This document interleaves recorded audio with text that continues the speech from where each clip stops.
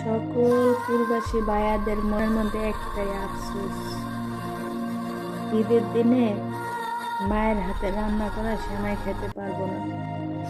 আরে ভাইয়া, আপনারা যদি মায়ের হাতে রান্না করা সেমাই নাও খেতে পারেন, অন্তত নিজের হাতে তো রান্না করে খেতে পারবেন। আমাগো তো সেই কপালটুক নাই রে ভাই, যে আমরা নিজের হাতে রান্না করে খাবো।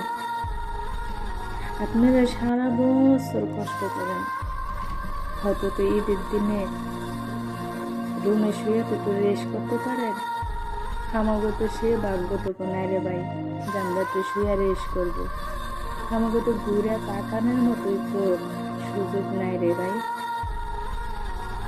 আপনারা যদি দেশের মানুষের সাথে নাও করতে পারেন, হয়তো তো দেশের মানুষের সাথে তো একটু দেখা করতে পারেন, বাইরে তো একটু আলো বাতাস দেখতে পান।